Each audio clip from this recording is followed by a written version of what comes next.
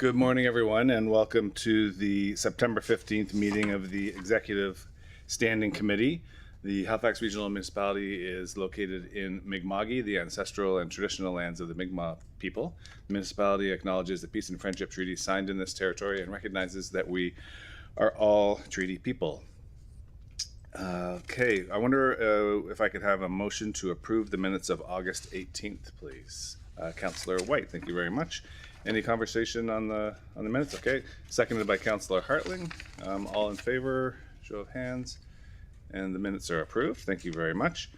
And then we come to the order of business. Madam Clerk, is there anything we should know about the order of business today? There are no additions or deletions from the clerk's office. Okay, colleagues, anything from you? Seeing nothing. Could I have a motion to approve the order of business, please? Councillor Hartling, seconded by Deputy Mayor. All in favor? And the order of business is approved. There is no business arising out of the minutes. And colleagues, are there any conflicts of interest to declare today? Seeing none. Motions of reconsideration, rescission, deferred business, and table matters. There are none. That brings us to correspondence, petitions, and delegations. Madam Clerk, any correspondence today? No correspondence received from the clerk's office. Okay, colleagues, any petitions to table today? Seeing none. That brings us to presentations, of which there are none. Public participation. We don't have anybody registered to speak in the public participation section. Okay, thank you, but I'll just ask, would anyone like to speak? Would anyone like to speak? Would anyone? Mike, no, nothing? Okay.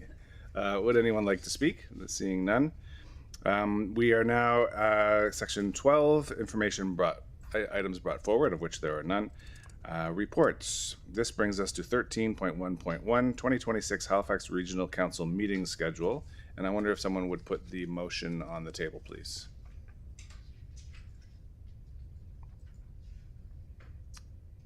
Anyone want to move the schedule? Councillor White, please. I move that the Executive Standing Committee recommend that Halifax Regional Council adopt the proposed 2026 Regional Council meeting schedule as outlined in Attachment 1 of the staff report dated July 3rd, 2025. Seconded by the Deputy Mayor. Any discussion on the schedule? Councillor White. Yes, I just wanted to bring up that the end of the year looks quite busy. We've got 5 council meetings between October 20th and December 8th. Of this year, or of 2026? Of the schedule we're looking at here, 2026.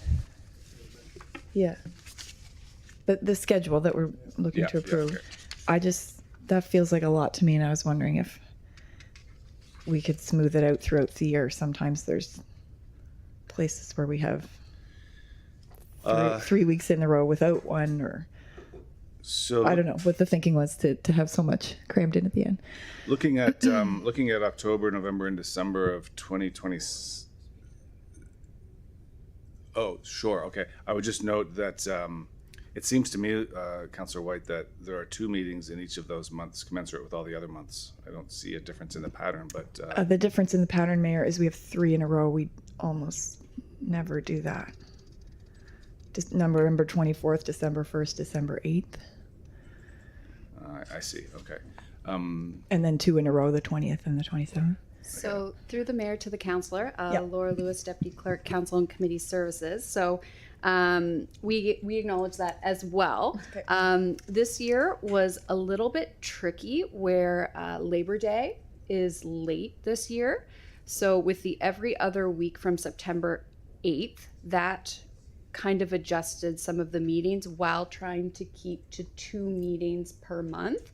So one of the alternatives we kind of looked at before proposing this schedule, there may be an option to kind of move that late November 24th to the 17th, do 2 in a row, and then there's a break. But either way, it does get a little tight, but we could amend it to that. Or the other option we had looked at was kind of smoothing it out by looking at moving one of the November ones to October 6th. But either way, council kind of ends up with 2 back-to-back. Yeah, it's better than 3. Be interested to hear my colleagues' thoughts, but it just felt like a lot at a busy time of year. Anyone want to add to the conversation? I might offer a thought. What was more pressing for me than that congestion at the end of the year was what I wanted to raise with the Executive Standing Committee and raise again when this schedule report comes to council, is this notion of a family-friendly schedule. We have a lot of thinking about budget time. And as you recall, we end up meeting consecutively through budget for many weeks in a row, and that runs right through March break, spring break, a time traditionally when families, a lot of staff are involved in the budget process and are held here. I acknowledge that the HRCE March break is held clear from council or budget meetings, but that's the only week from Christmas till the spring. And that's traditionally a time when families are trying to spend time together and maybe get away. March breaks don't always align. Spring breaks are different.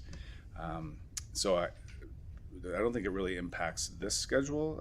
I'm not asking for a change to this schedule, but when we come back with a budget schedule and look at how that layers on top of this, I would just invite us to think about how we can make an easier time for staff and for us. We all have families too, but for staff primarily, so that we could leave maybe more than just that 1 week clear of meetings. I'm coming at this from the perspective of my time in Parliament when a lot of work was done, important work was done, to create a family-friendly environment, an environment that would make people with families want to work in Parliament, or make members want to run to be a member of Parliament. And I think we have it in our ability to make the same kind of welcoming environment here for both staff and for potential candidates. So that's all I wanted to say about the schedule. Again, not asking for a change to the council schedule here, but when we look at the budget schedule, maybe we can make sure that we align the budget weeks with sitting weeks of council. Okay, I don't see any other conversation on this.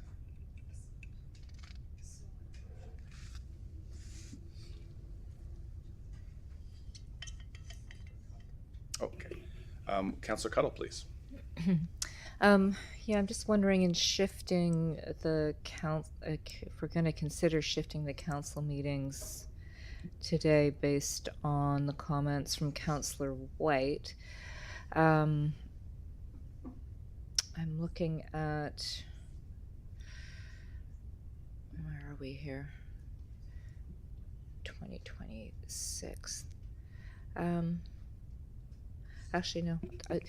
Councillor White, were you talking about, you're talking about this October or next October? What October? 2025? The schedule we're looking at approving right now. For 2026. It's 2026, yeah. Oh, okay. Yeah. Okay, yeah, then I have no comment. I'm easy either way. I think whether we have 2 back to back or we have 3 in a row, it's 6 of one, half dozen of another. But it really depends on what's on the agenda at the time. Yeah, so I'm not committed to either. So just for clarity, the option that has surfaced is to move the November 24th meeting to November 17th, which would give us 2 back-to-backs in November and 2 back-to-backs in December, with a week in between those occurrences. So it does break up the clump of 3 in a row, without invading deeper into December, which is nice for families too. So perhaps would you like to frame it as a motion? Oh, Councillor Deagle-Gammon. Thank you, Mr. Mayor. I guess my question is this something that has to be decided today? Is there a way as we get further into the agenda? Because sometimes the agenda is based on what is upcoming, and we might not know what that is by now. So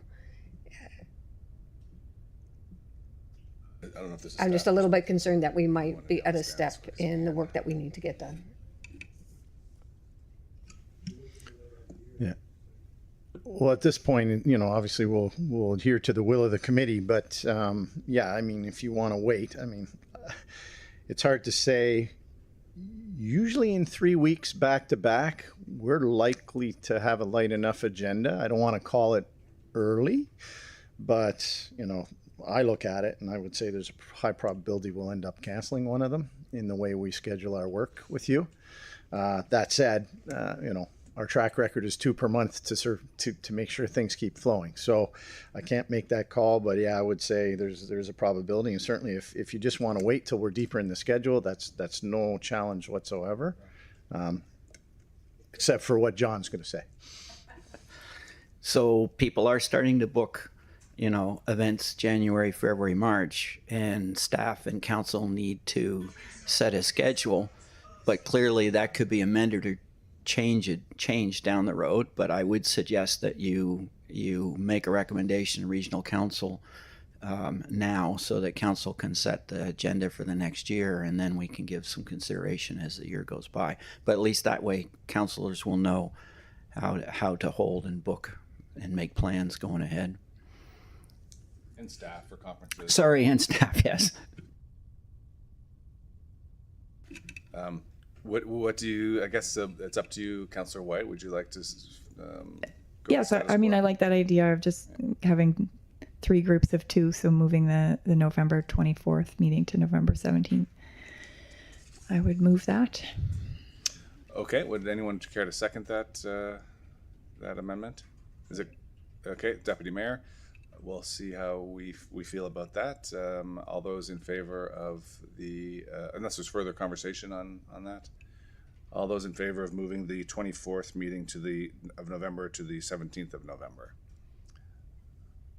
Yeah. Okay, that passes. And seeing no other conversation, how about on the main motion of adopting the amended schedule? All in favor? Okay, very good. Thank you for that. We then move on to item 312, Treat Accessibly Day. Would anyone like to put the motion on the floor, please? Councillor Jegal-Gammon. Thank you, Mr. Mayor. I'm pleased to put this motion that the Executive Standing Committee recommend that Halifax Regional Council recognizes October 16th annually as Street Accessibility Preparation Day. Seconded by Councillor White.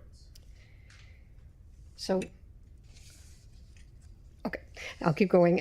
So yeah, back in May, we got an email from a 14-year-old lady, Sienna Padlo, who is a co-founder and daughter of Treat Accessibility North America, actually.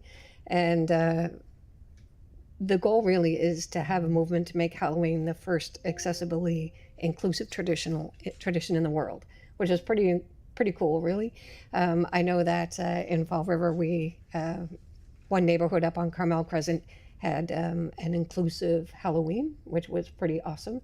And in the report that Melissa very nicely has put together for us, I know that there's also like the Halifax group around Treat Accessibility. So I think that it's pretty amazing to think that a 14-year-old can come up with an idea, much like Councillor Cuddle, the young girl in that did Purple Day, right?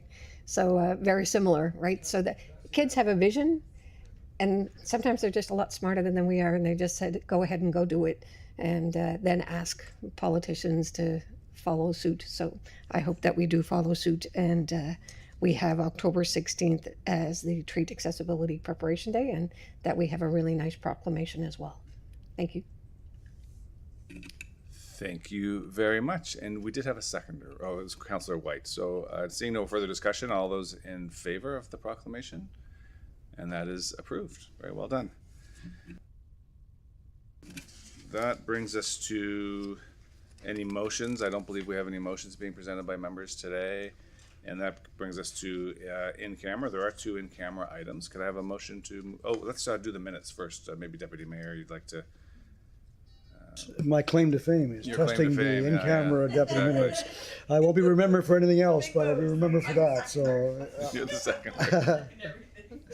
Mr. Mayor, I'd like to move that the in-camera and private minutes of August 7th and August 18th, 2025 be approved as circulated. So moved. Seconded by Councillor Hartling.